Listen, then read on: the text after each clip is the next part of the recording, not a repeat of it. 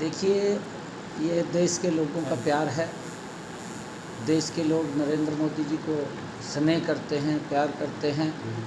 नरेंद्र मोदी जी ने एक योजनाबद्ध तरीके से अंत्योदय की भावना से देश के गरीबों को जो मजबूती दी है, देश की महिलाओं को सशक्त किया है, किसान को मजबूत किया है, युवाओं में विश्वास बढ़ाया है। ये इसका परिणाम है कि देश का एक चहुमुखी विकास पिछले 10 वर्षों में योजनाबद्ध तरीके से आदरणीय प्रधानमंत्री जी ने किया है। देश की समस्याओं का समाधान किया है। देश का सम्मान विश्व के अंदर बढ़ाने का काम पिछले 10 वर्षों में आदरणीय नरेंद्र मोदी जी ने किया है।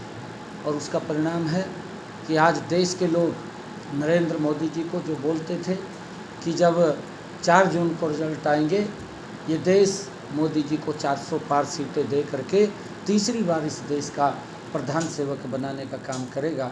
और जिस प्रकार से आदरणीय प्रधानमंत्री जी ने संकल्प लिया है कि हम आने वाले 2047 तक भारत को एक विकसित राष्ट्र बनाने का काम करेंगे, और उस विश्वास के ऊपर देश, क्योंकि मोदी जी के ऊपर विश्वास करता है, और 140 करोड़ लोगों ने बढ़ चढ़ करके मोदी जी को उस विकसित भारत में, ये भारत विकसित राष्ट्र बने, एक एक अपना मतदान दे करके आदरणीय मोदी जी को मजबूत करने का काम किया है।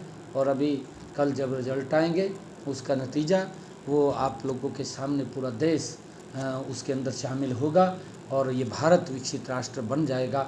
ये भारत मजबूत राष्ट्र बनेगा, ये भारत सुरक्षित राष्ट्र बनेगा, ये भारत विकसित राष्ट्र बनेगा। भाई, उसको लेकर के देश के अंदर आदरणीय नरेंद्र मोदी जी ने जब रिजल्ट आएंगे तो उसके लिए गति से काम करें। रणदीप सिंह सुरजेवाला ने प्रेस कॉन्फ्रेंस की है। पिछले दिनों सुप्रीम हाई कोर्ट की तरफ से फैसला आया था, जो आप लोग सोशल आर्थिक आधार पर नंबर देते हैं 5, उसे खारिज कर दिया। तो बर्खास्त करने की मांग की है सरकार को। साथ साथ ये भी कहा है कि आप लोगों ने लाखों युवाओं का भविष्य खतरे में डाल दिया। देखिए, मैं कांग्रेस के इन नेताओं को ये कहना चाहूँगा, क्योंकि हर रोज़ झूठ परोसने का काम करते हैं।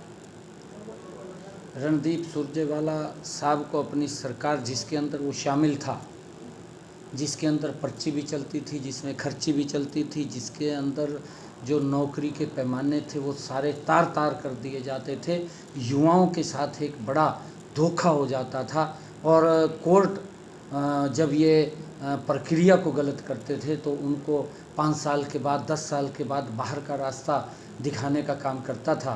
परंतु हमारी सरकार ने बड़ी ईमानदारी से युवाओं के साथ आज भी खड़ी है। एक गरीब व्यक्ति जिसकी सुनवाई कांग्रेस के कार्यकाल में नहीं होती थी, गरीब व्यक्ति को तो ये लोग वोट के लिए इस्तेमाल करते थे, उसका वोट ले लेते थे, परंतु जब कहीं नौकरी की बात आती थी तो उसको घर में भी नहीं घुसने दिया जाता था। उनके शरीर से रणदीप सुरजेवाला को भी और इनके नेताओं को भी, भूपेंद्र सिंह हुड्डा को भी, अगर ये मंत्री थे उस सरकार के अंदर, बदबू आती थी, वो नज़दीक नहीं लगते थे, तो वोट तो ले लेते थे, वोट लेकर के उन लोगों का शोषण करते थे।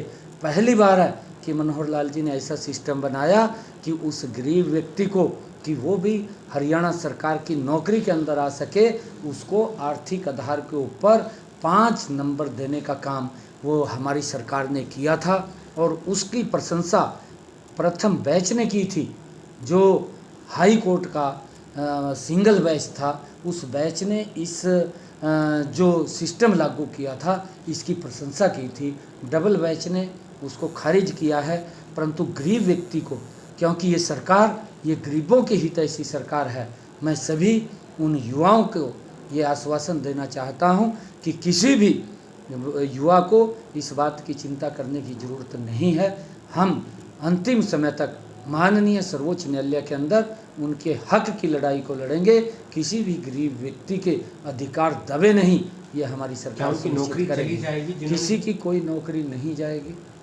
जो रोक लगाई है, जब तक माननीय सुप्रीम कोर्ट उसका आदेश नहीं देता, उन्हीं बच्चों को ही रोका जाएगा, बाकी की प्रक्रिया जारी रहेगी।